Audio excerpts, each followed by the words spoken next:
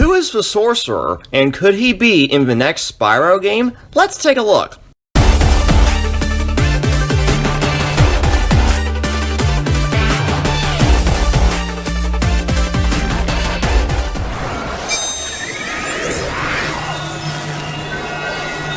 How's it going, everyone? Blueknight here, and welcome back to another Spyro the Dragon video. So I was in the middle of making another Spyro video when I came across this character over on the Spyro wiki, known as the Sorcerer. Who is this mysterious character, and could or should he return in the next Spyro game? Well, that is something I intend on looking into today, so let's get started. The Sorcerer was a character that was introduced into the Spyro franchise 15 years ago in the 2005 Nintendo DS game Spyro Shadow Legacy. Not much is exactly known about this guy, outside of having the strength of a mountain and extremely powerful dark magic at his disposal, capable of putting other characters under his control, like Red, who was the main villain of the previous game Spyro A Hero's Tale. The Sorcerer, also called the Stranger, no idea why, also created the Shadow Amplifiers, which caused something called the Calamity that trapped various characters and realms in a place called the Shadow Realm, wherein the life energy is basically being sucked dry in this black and white version of the normal worlds. The creatures that live here are known as Shadow Minions, and they all serve the Sorcerer. Now, before I go any further, I just want to clarify that the Sorcerer and the Sorceress have nothing to do with each other whatsoever, outside of having a powerful scepter, which for some reason seems to be a similar gem that Ripto wears around his neck in the second game. Interesting. Now, should or could this guy return in the next Spyro game, set in the Reignited universe? I say yes, and here's why. One of the reasons being that the Sorcerer would fit the theme of the other main villains in the Reignited trilogy. He's got the weapon, the power, and of course an army. Second reason being that this guy could be a way of bringing over ideas from the Legend of Spyro trilogy without being overly dark. What I mean by this is that the Sorcerer is a purple dragon like Spyro, and another character known as Malefor. And fun fact, Malefor's design was actually inspired by the Sorcerer's dragon transformation in the Shadow Legacy, which was created by the same story team behind the Legend of Spyro trilogy. Actually, the character himself is basically where they got the idea for the Legend of Spyro trilogy to begin with, because of the purple dragons being special, yet a very rare type of dragon. So this guy is basically the classic version of Malefor, seeing as this was the last game in the classic timeline before moving on to the Legend series, then Skylanders, and now Reignited. And this actually ties into a video that I made back in September 2019 talking about whether or not Cynder could or should appear in the next game set in the Reignited universe. If you haven't seen that video, here's a quick summary of this one point that I made.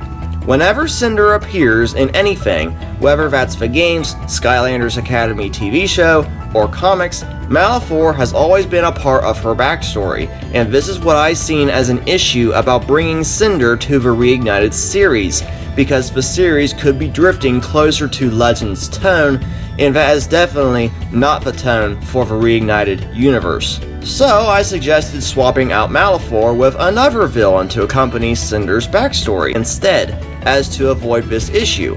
At the time, I was implying a new villain entirely, but why not use a character that both already exists and inspired Malefor's character to begin with, who just so happens to be a purple dragon as well. As for Cynder's corruption, if they even decide to go this route or the non-corruption route from Skylanders Academy, how would this even work in the Reignited universe?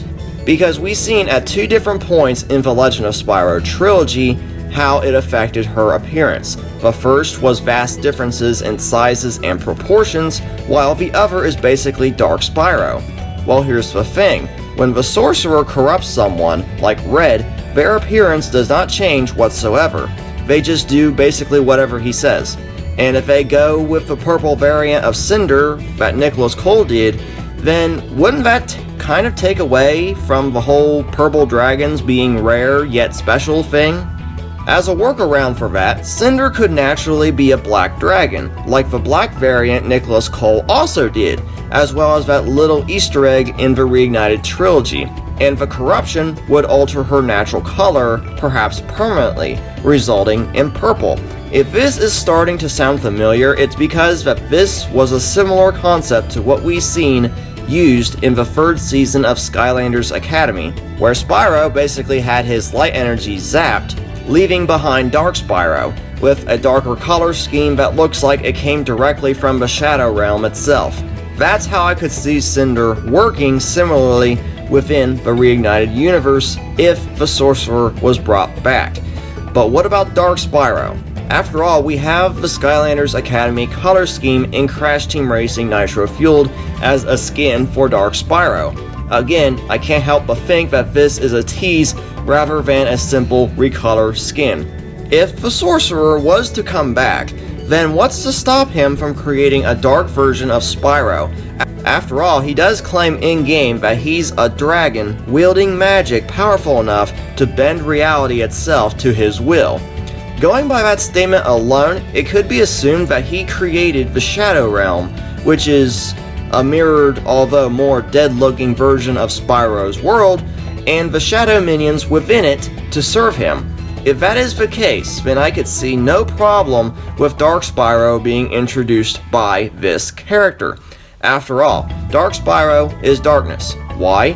Because of Dark Aether, or lack of light. Shadows are darkness. The Sorcerer uses powerful dark magic. Starting to make sense now?